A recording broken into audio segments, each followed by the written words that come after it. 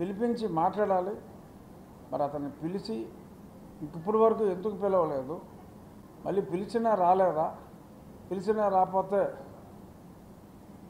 మరి అలా పిలుస్తూ ఉంటారా, మరి పట్టుకొస్తారా, వీళ్ళు వెళ్ళి మాట్లాడతారా అనేది ఒక సందేహం అయితే, మరి ఆ తర్వాత అసలు సునీల్ని ఈ ఇన్ బిట్వీన్ సునీల్ కాకుండా మరి పైన ఇంకో సునీల్ ఉన్నాడు కదా, మరి ఆ పై సునీల్ మరి ఆయన పార్టీ పెడతా రాజకీయాల్లోకి వస్తా నా వెనకాల ఆ సైన్యం ఉంది ఈ సైన్యం ఉందని మరి ఉడతూపులు ఊపుతూ ఉంటాడు.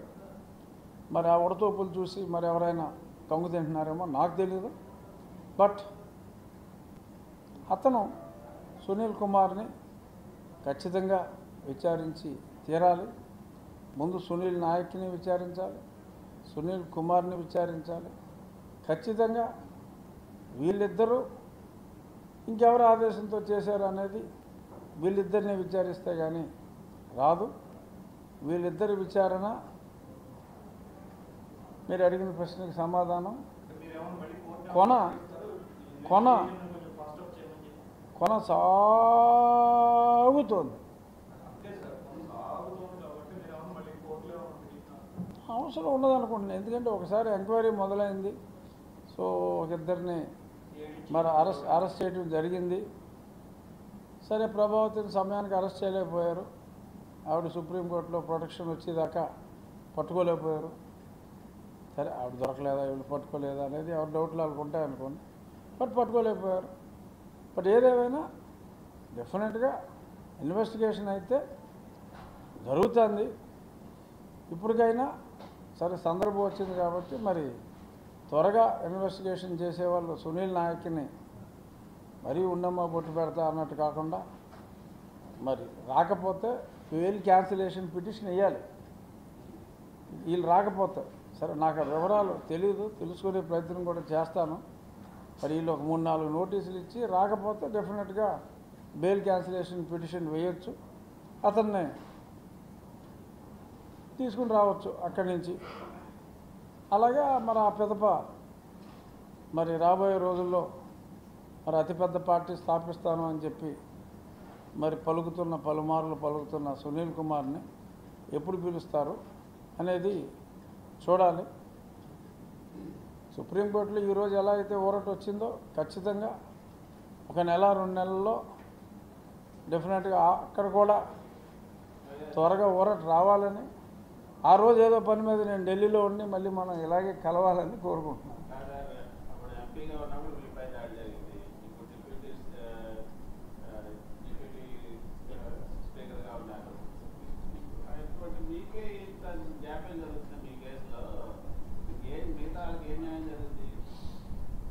అంటే ఒక్కసారి కోర్టులకు వెళ్ళిన తర్వాత సమయం తీసుకుంటుంది. దానికి మరి ఓపిక అనేది చాలామందికి ఉండొచ్చు, కానీ మరి ఆ ఖర్చుల్ని తట్టుకునే మరి సామర్థ్యం అనేది చాలా కష్టం.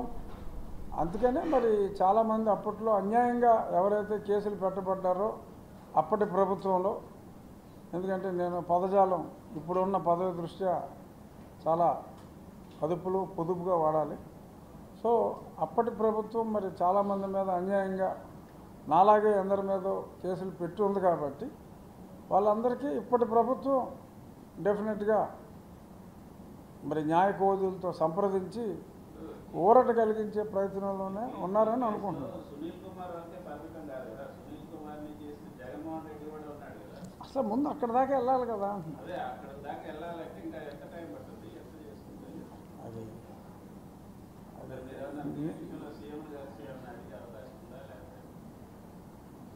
అంటే అది చూడాలి. డెఫినెట్గా న్యాయం జరుగుతుందనే నమ్మకం అయితే నాకు సంపూర్ణంగా ఉంది.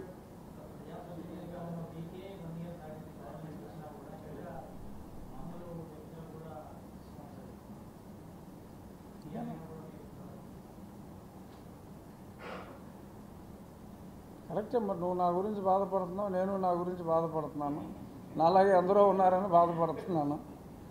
మరి కేసు రిజిస్టర్ చేశారు, అందుకే నేను చెప్పాను కదా, సీరియస్గా కొనసాగుతుంది. సో చూద్దాం మరి. ఈ విఠల్భాయ్ పటేల్ గారు ఒక ఫస్ట్ భారతీయుడు అసెంబ్లీ ఆ రోజుల్లో మరి సెంట్రల్ లెజిస్లేటివ్ అసెంబ్లీ అనేది 1919 చట్టం ప్రకారం ఏర్పడిన తరువాత ఇనీషియల్గా మరి విదేశీయులే ఉండేవారు ఆ ప్రెసిడెంట్ అంటే స్పీకర్ స్థాయిలో.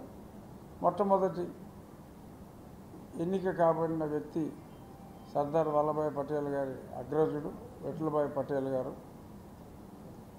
ఆయన ఆ పదవి చేపట్టి మొన్న ఆగస్టు 22వ తారీఖుకి 100 సంవత్సరాలు పూర్తయిన సందర్భంగా ఆల్ ఇండియా స్పీకర్స్ అందరూ కూడా డిప్యూటీ స్పీకర్స్, కౌన్సిల్ ఉన్న రాష్ట్రాల్లో కౌన్సిల్ చైర్మన్లు, డిప్యూటీ చైర్మన్లు సమావేశం జరిగింది.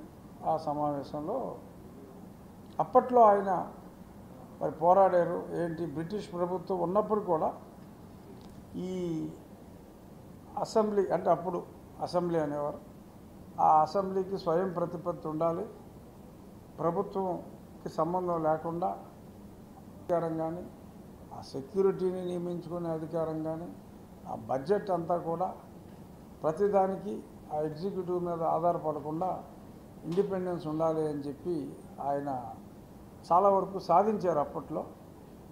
మరి ఇప్పుడు అసెంబ్లీ పరిదినాలు తగ్గటం, మరి చాలా చోట్ల పార్లమెంట్ కూడా తొలి పార్లమెంట్ 135 రోజులు యావరేజ్, 52 నుంచి 57 మధ్యన ఉన్న భారతదేశ తొలి పార్లమెంటు 135 రోజులు యావరేజ్ సంవత్సరానికి సమావేశాలు జరిగినాయి.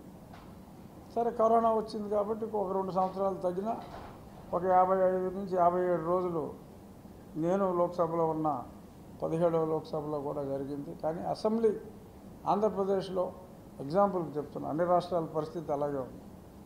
ఉమ్మడి రాష్ట్రంగా మరి గతంలో ఉన్నప్పుడు 100 రోజులు కనీసం కంపల్సరీగా అసెంబ్లీ సమావేశాలు జరిగాయి. ప్రజలందరికీ అసెంబ్లీలో ఎవరేం మాట్లాడుకుంటున్నారో అప్పట్లో టీవీ ఛానల్ లేకపోయినా వార్తాపత్రికల ద్వారా స్పష్టంగా తెలిసేది, ఏం బిల్లులు వచ్చినాయని. ఇప్పుడు భారతదేశంలోని ఎన్నో రాష్ట్రాల్లో, దాదాపు అన్ని రాష్ట్రాల్లో, ఒక తమిళనాడులో కొంచెం ఒక 50 రోజుల దాకా నడుస్తున్నట్టుగా తెలిసింది. మిగిలినవన్నీ 30-35 రోజులకే పరిమితం అవుతున్నాయి. ఆ పని దినాలు పెరగాలి, ఆర్డినెన్సులు రావడం తగ్గాలి, ప్రతి బిల్లు మీద చర్చ జరగాలి, ప్రజలకి వివరాలు తెలియాలి. శాసనసభ్యులు ఎంపికైన శాసనసభకు రాకుండా ఉండటం కూడా అది కరెక్ట్ కాదు. సభ్యులందరూ శాసనసభకు వచ్చి వారి వారి విధుల్ని నిర్వహించవలసిన బాధ్యత ఉంది. అది చూడవలసిన బాధ్యత శాసన సభాపతుల మీద ఉంది అన్నదాని మీద చాలామంది మాట్లాడటం జరిగింది. నేను కూడా మాట్లాడుతూ మరి అందరూ కూడా శాసనసభ పరిదినాలు పెరగాలి అంటున్నారు. మాకు ముందు వచ్చిన స్పెషల్ స్పీచ్ ఇచ్చిన కేంద్ర హోంశాఖ మార్చులు అమిత్ షా గారు కూడా సభ ఎక్కువ రోజులు జరగాలి, వాదోపవాదాలు అనేది అవసరం, బ్యాలెన్స్డ్గా ఉండాలి అని ఆయన కూడా చాలా చక్కగా సభ జరగాలి, వాదోపవాదాలు ఉండాలి, కొట్లాట్లు ఉండకూడదు, వాదోపవాదాలు ఉండాలి అని చెప్పి ఆయన కూడా చెప్పడం జరిగింది. అందరూ కూడా ఒకే మాట మీద ఉన్నారు. రేపు బెంగళూరులో వచ్చి ఈ నెల 11, 12, 13 తేదీల్లో మళ్ళీ ఆల్ ఇండియా స్పీకర్ సమావేశం ఉంది. అప్పుడు ఒక ప్రపోజల్ మూవ్ చేయాలి.